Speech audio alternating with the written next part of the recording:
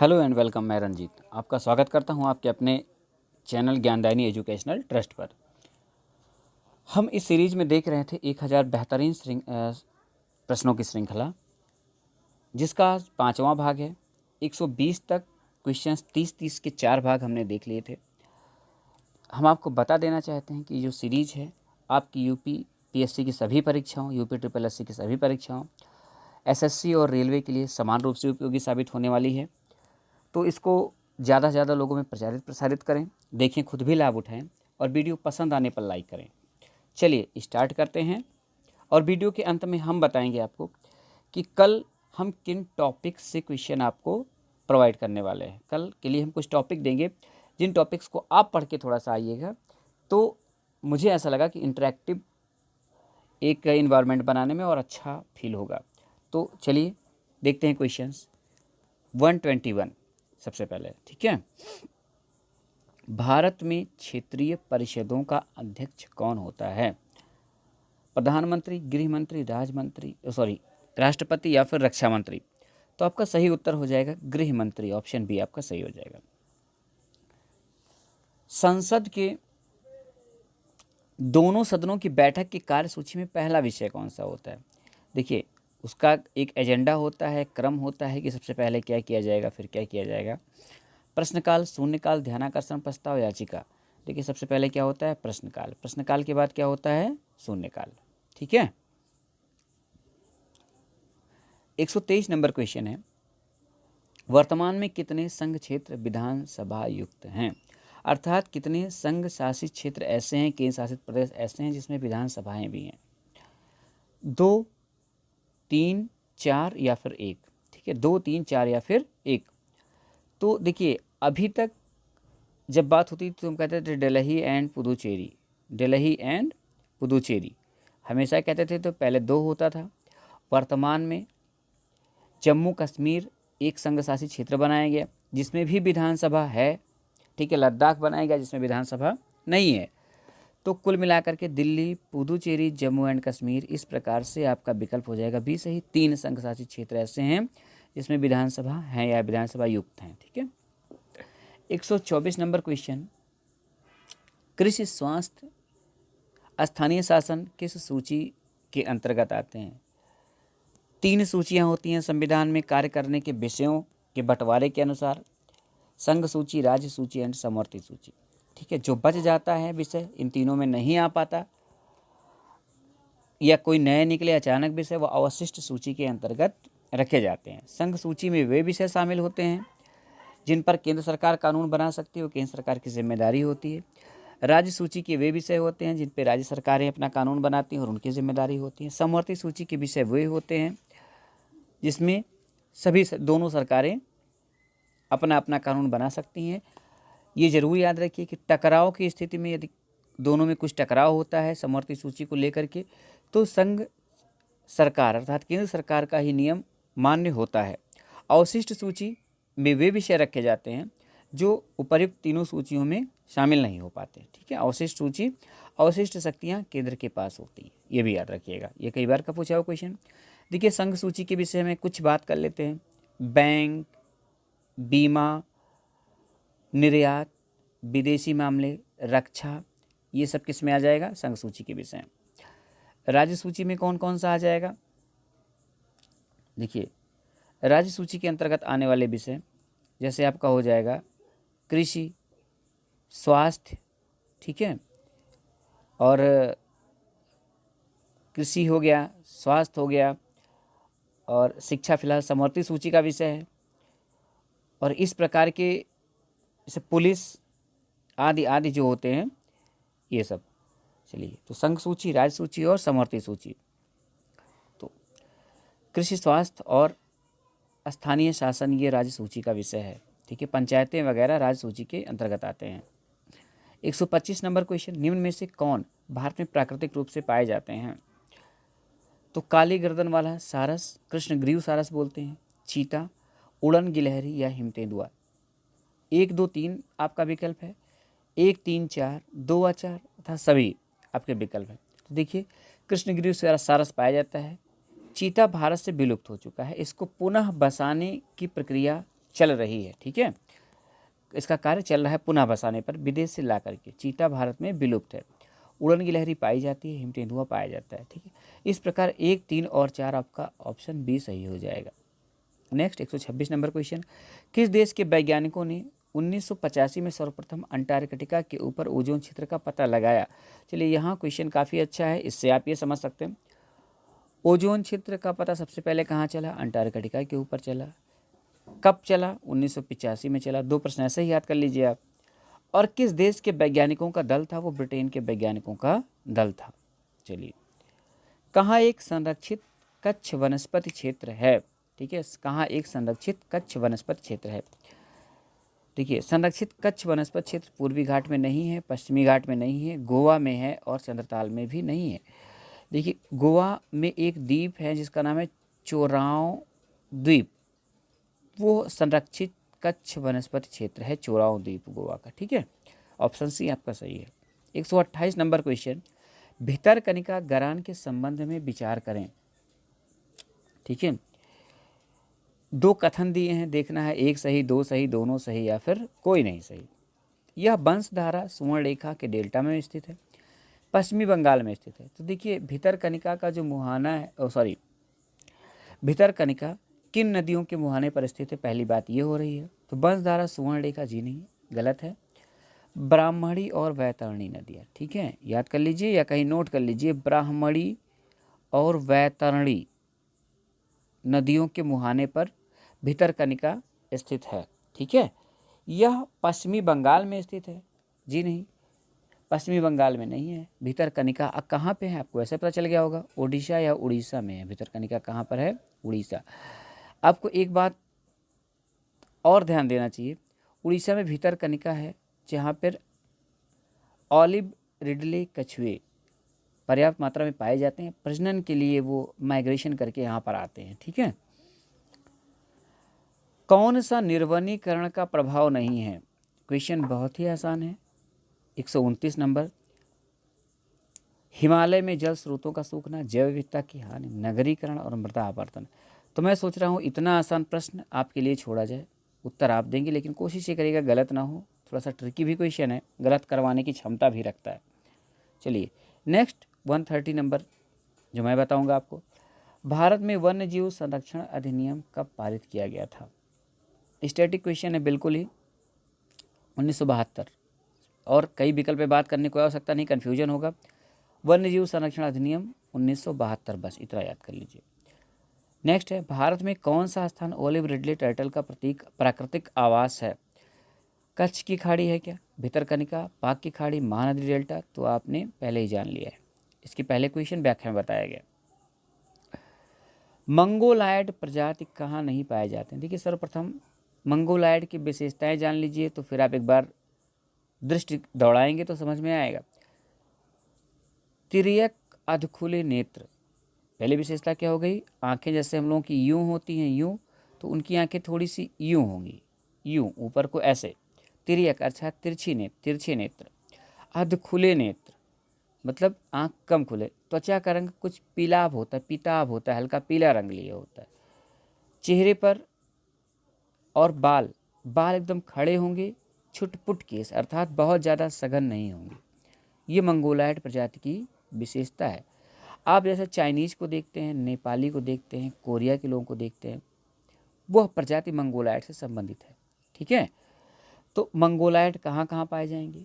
Sure, अब आपको समझ में आ गया होगा। पूर्वोत्तर तथा एकदम से उत्तर भारत में पाए जा सकते हैं। लद्दाख में पाए जाते हैं, सिक्किम में पाए जाते हैं, अरुणाचल में पाए जाते हैं, कर्नाटक में नहीं पाए जाते हैं। ठीक है, आपका उत्तर हो जाएगा नहीं पाए जाते, अर्थात ऑप्शन डी आपका राइट हो जाएगा, कर्नाटक। चलिए, निम्न में से कौन आदिम जनजाति है? आदिम का मतलब प्रिमिटिव, काफ़ी पुरानी, जो अभी उसी पद्धति पे रह रही, बहुत ही प्राचीन समय से। कंवर, कोर, करमाली और कोरबा। ठीक है, तो इसमें आपका ऑप्शन डी राइट हो जाएगा, कोरबा। कोरबा कहाँ पाए जाते हैं? कोरबा जनजाति बिहार से रिलेटेड है। कहाँ से? बिहार से रिलेटेड है। चलिए, ऑप्शन डी आपका सही हो जाएगा। कौन सी जनजाति स्वयं को विष्णु का अवतार मानती है?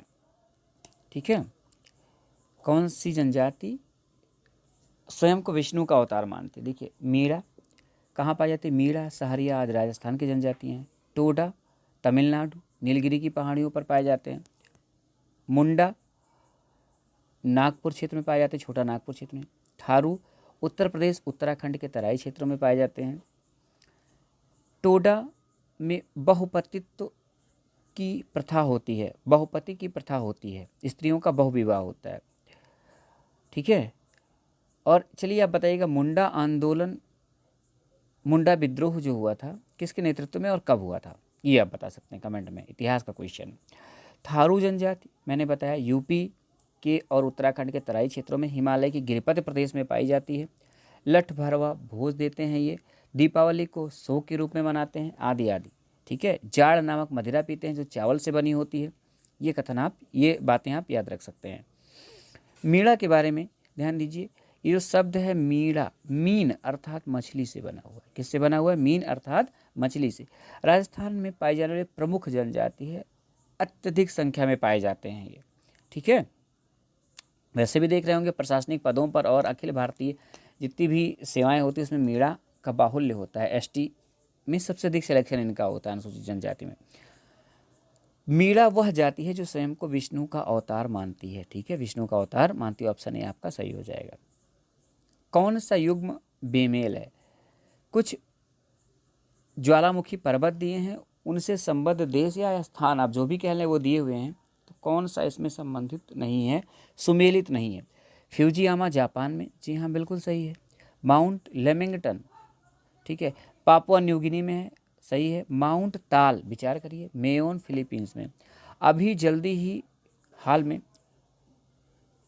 ईरान के माउंट ताल में विस्फोट हुआ था, जिसके कारण ये चर्चा में रहा। तो ईरान में नहीं है, सॉरी मैंने ईरान कह दिया हो तो उसके लिए सॉरी।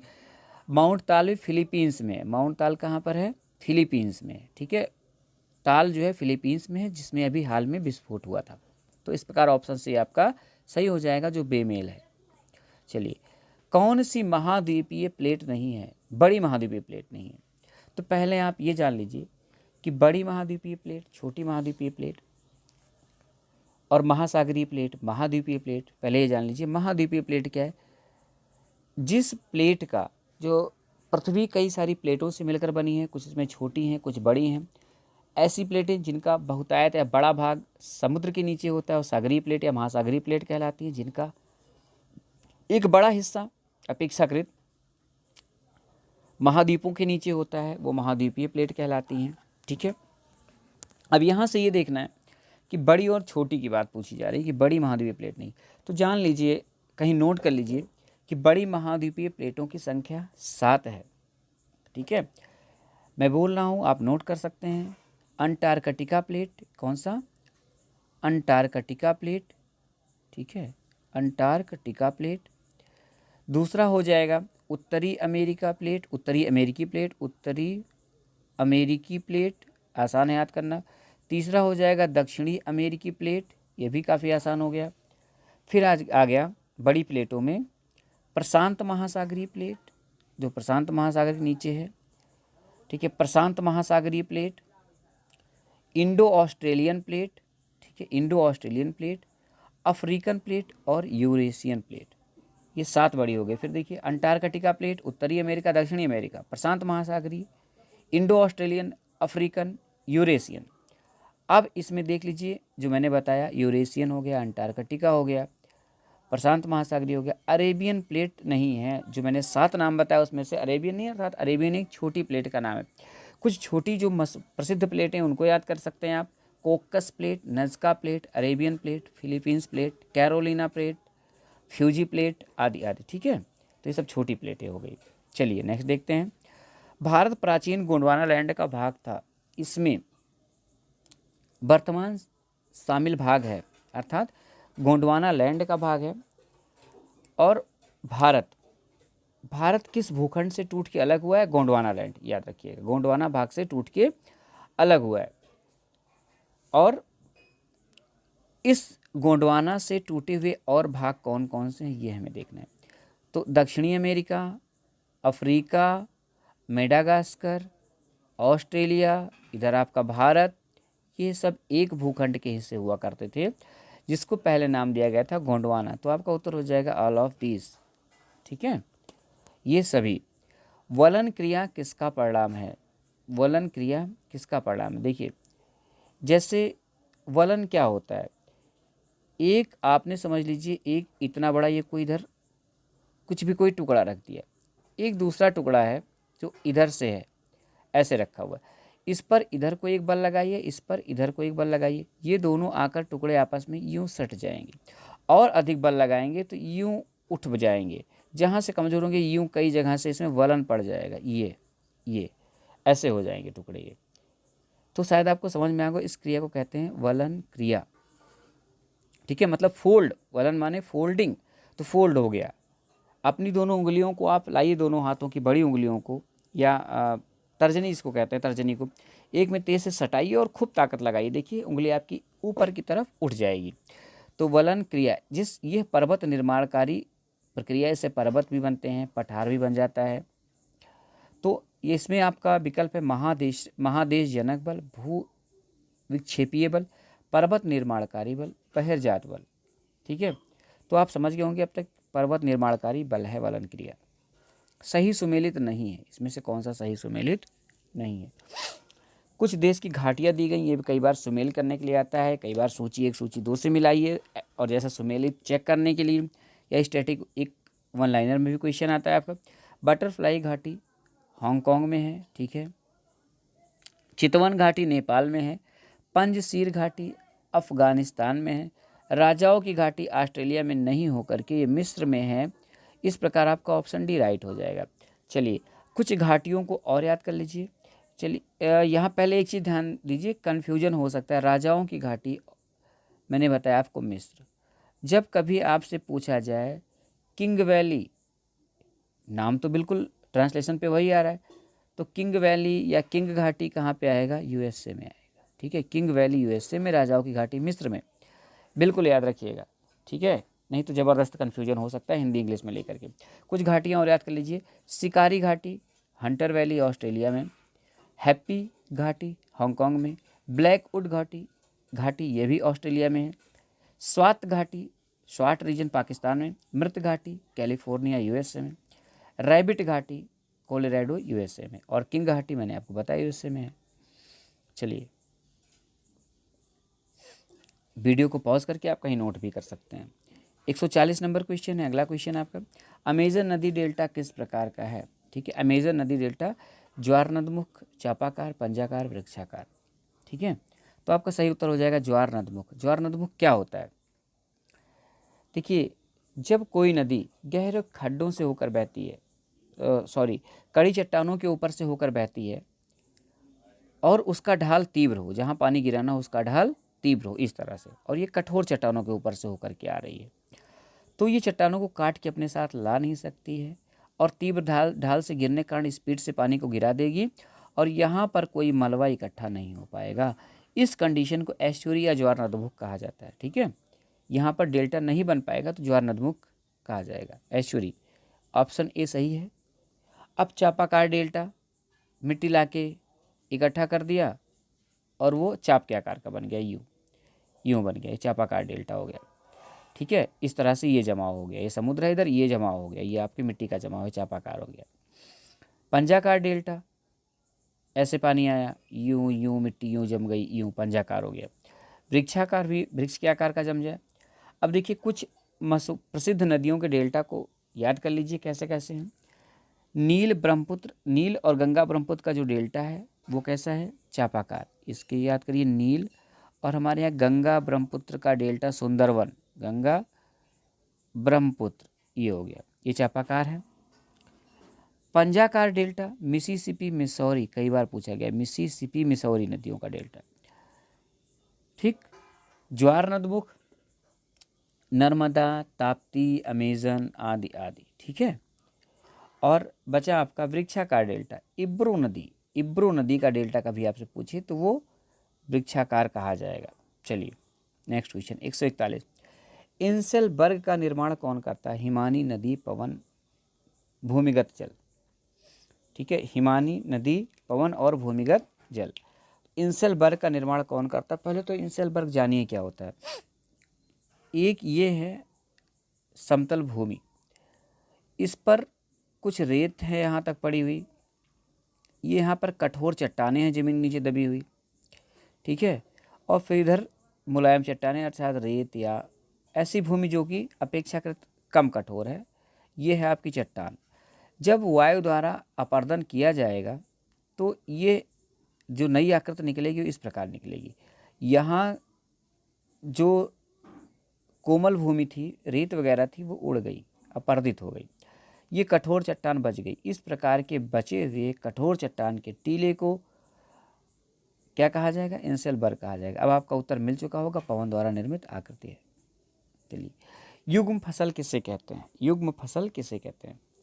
विभिन्न मौसमों में दो फसल, एक साथ दो फसल, अन्य के साथ एक और फसल, नन ऑफ दीज, इनमें से कोई नहीं। चलिए, युग्म फसल क्या है? विभिन्न मौसमों में दो फसल। जैसे यूपी के जो मैदानी भाग हैं उसमें धान गेहूँ क्रम से ऐसे बोया जाता है, तो इसको युग्म फसल कहते हैं। असुमेलित की पहचान करें, 143 नंबर क्वेश्चन है। असुमेलित की पहचान करें, ठीक है। पिलबा, ये देखिए, जो पहले तो जान लीजिए ये सभी जो है लौह अयस्क क्षेत्र है, इनको भी याद कर लीजिएगा, कई बार मिलाने को आएंगे तो इसको आप किससे मिला देंगे? लौह अयस्क क्षेत्र से। पिलबारा, इताबीरा पहाड़ी, मेसाबी रेंज, गैलीबारा, ठीक है, ये सब जो है लौह अयस्क क्षेत्र हैं, अलग अलग देशों में पाए जाते हैं। पिलबारा बहुत ही मशहूर है, तो ऑस्ट्रेलिया, बिल्कुल सही है। इताबीरा पहाड़ी ब्राज़ील में है। मेसाबी रेंज यूएसए में है, बिल्कुल सही है। गैलीबारा क्या साउथ अफ्रीका में है? जी नहीं। गैलीबारा कहाँ पे है? स्वीडन में। गैलीबारा कहाँ पे है? स्वीडन में। तो इसको याद रखिएगा, पिलबारा ऑस्ट्रेलिया, इताबीरा पहाड़ी Brazil, Mesabi range USA, Gallivare Sweden. कौन सा क्षेत्र कोयले के लिए नहीं प्रसिद्ध है? अब इसमें सारे जो क्षेत्र हैं वो कोयले के लिए हैं, ठीक है।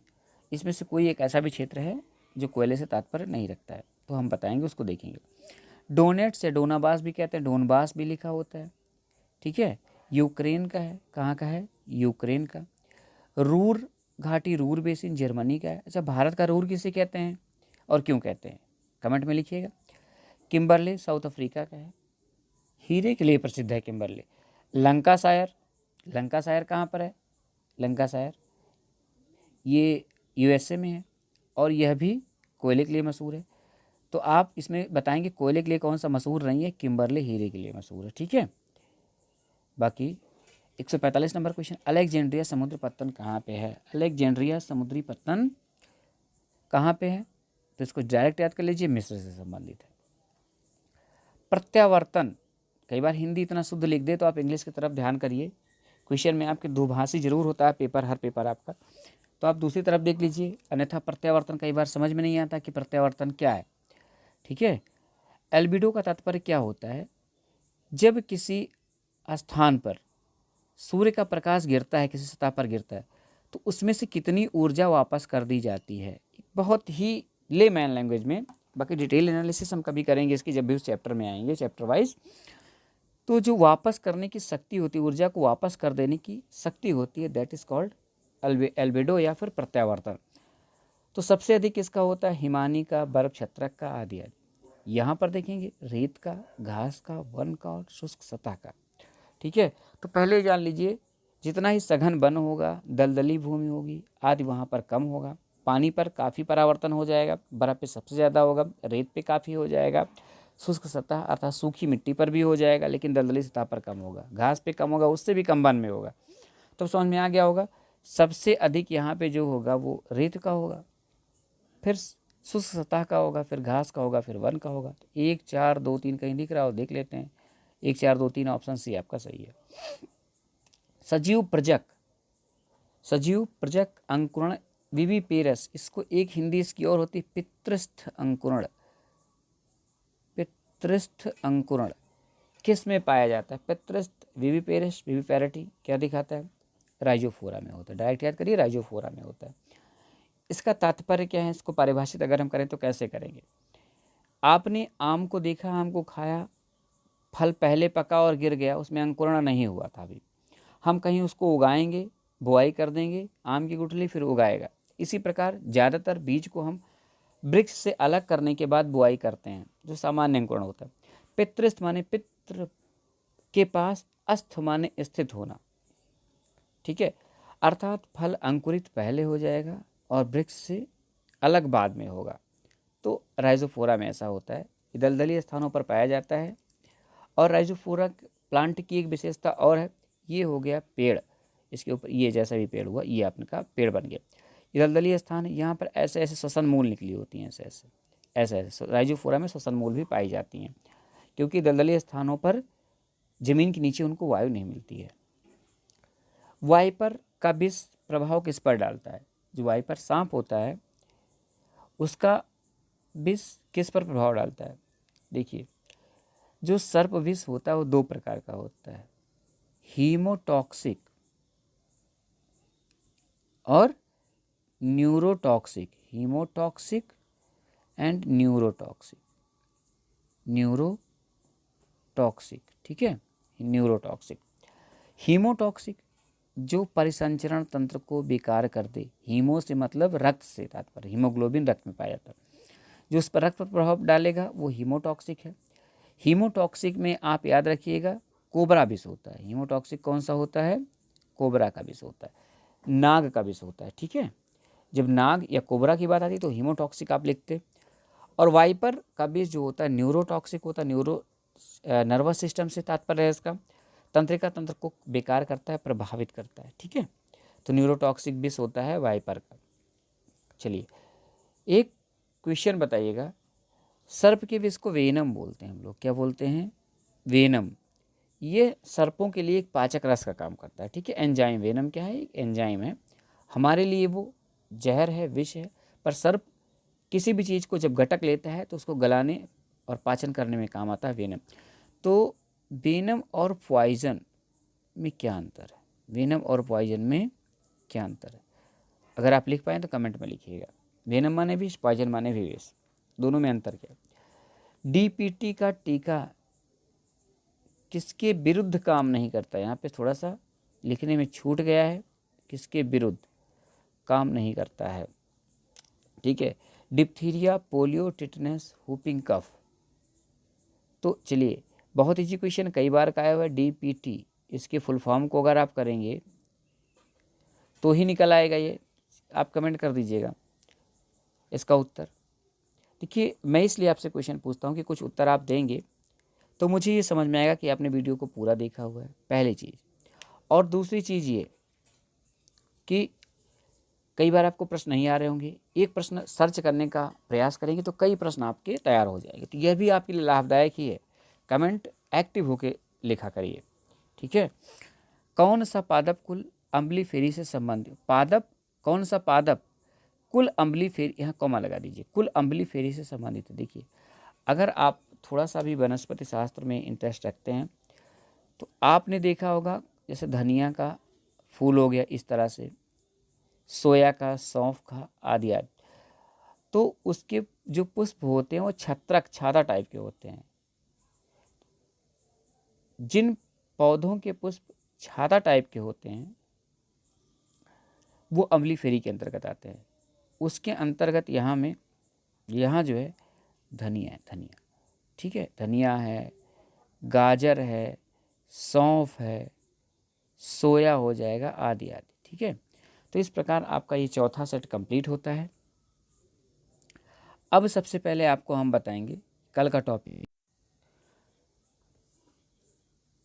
जो कल का क्वेश्चन पेपर होगा आपका, कल का टेस्ट होगा 30 क्वेश्चन का, उसके अंतर्गत भूगोल के 4 टॉपिक जरूर शामिल किए जाएंगे, बहुत ही इंपॉर्टेंट हैं, ये कई बार शामिल करने चाहिए, इनसे क्वेश्चन हर हाल में परीक्षाओं में आता है। धाराएं, स्थानीय पौने, विश्व तथा भारत की जनजातियां तथा घास के मैदान, इनको हम शामिल करेंगे। धाराएं का मतलब महासागरीय धाराएं, गर्म ठंडी किस सागर से संबंधित है ये, ठीक है। तो ये 4 अवश्य शामिल करेंगे, इसके अतिरिक्त और भी प्रश्न होंगे। चलिए अगर आपको वीडियो पसंद आया हो तो प्लीज़ लाइक कर दीजिए, शेयर कर दीजिए और कमेंट भी कर सकते हैं। अगर आप चैनल पर पहली बार हैं तो प्लीज़ हमारे चैनल को सब्सक्राइब करें और पास में दिखने वाला बेल का आइकन ज़रूर प्रेस करें ताकि आपको समय पर सारे नोटिफिकेशन मिल जाया करे। और हाँ, यदि आपको वीडियो नहीं पसंद आया हो तो प्लीज़ डिसलाइक करें और जाके कमेंट सेक्शन में लिखें कि आपके मनोवांछित और कौन सा सुधार हम कर सकते हैं।